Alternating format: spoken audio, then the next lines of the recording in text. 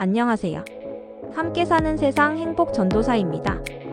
오늘은 많은 분들이 관심을 갖고 계신 재건축 투자에 대해 깊이 있게 이야기해 보겠습니다.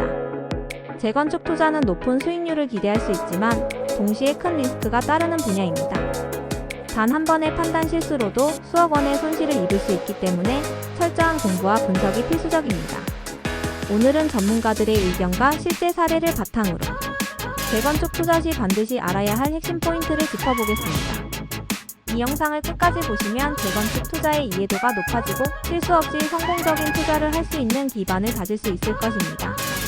1. 재건축 투자의 기본 개념. 재건축이란 노후화된 건물을 철거하고 새로운 건물을 짓는 과정입니다. 보통 준공 후 30년에서 40년이 지난 아파트나 다세대 주택이 대상이 됩니다. 단순한 리모델링이 아니라 완전히 새롭게 건설하는 것이므로 비용이 많이 들고 법적 절차도 복잡합니다.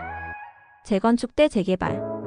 많은 분들이 재건축과 재개발을 혼동하시는데 간단히 정리하면 다음과 같습니다. 재건축이란 기존 아파트를 허물고 새롭게 건설하는 것입니다. 예로 강남구 음마아파트 재건축을 들 수 있습니다. 재개발이란 노후된 주거지역 전체를 새롭게 개발하는 것입니다.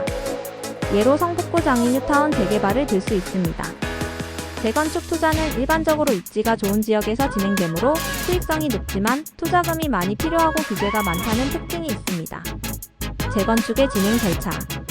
재건축은 단순히 오래된 아파트니까 재건축하자라고 해서 바로 진행되는 것이 아닙니다. 다음과 같은 절차를 거쳐야 합니다. 안전진단은 건물의 구조적 안전성, 설비 노후도 등을 평가합니다. 정비구역 지정은 재건축이 가능한 지역인지 행정당국의 승인을 받습니다. 조합 설립은 주민 동의를 받아 재건축 추진위원회를 구성하고 조합을 설립합니다. 사업 시행 인가는 정부의 승인을 받아 재건축 사업을 공식적으로 추진합니다. 관리처분 계획 수립은 조합원 간 분양권 배분 계획을 수립합니다.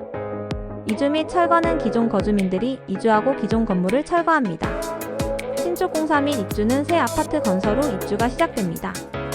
이 과정은 평균 10년에서 15년 이상 소요되며 정책 변화나 소송, 조합 내부 분쟁 등의 이유로 더 오래 걸릴 수도 있습니다. 2. 재건축 투자의 매력과 위험 요소. 1. 재건축 투자에서 발생하는 법적 리스크 변호사 의견. 조합 내부 분쟁. 변호사 A씨는 재건축 조합 내부에서 의견 충돌이 발생하면 사업이 장기간 지연될 가능성이 큽니다. 조합장과 조합원 간 갈등, 비리 문제 등으로 인해 소송이 제기되면 해결까지 오랜 시간이 걸릴 수 있습니다. 실제 사례입니다. 서울 강남구 한 재건축 단지는 조합장 비리 문제로 사업이 5년 이상 지연되었습니다. 일부 투자자들은 자금을 회수하지 못해 손해를 봤습니다. 분양권 및 권리관계. 변호사 B씨는 조합원 간 분양권 배분에서 불만이 발생하면 소송으로 이어질 수 있습니다. 특히 기존 소유자의 면적 대비 새롭게 배정받을 면적이 줄어들 경우 문제가 심각해질 수 있습니다. 실제 사례입니다.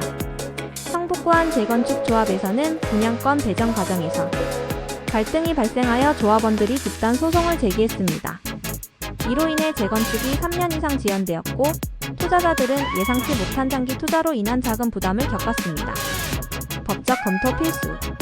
조합 운영의 투명성을 반드시 확인하세요. 소송 및 법적 문제가 없는 단지를 우선적으로 고려하세요. 분양권 계약 시 변호사의 검토를 받으세요.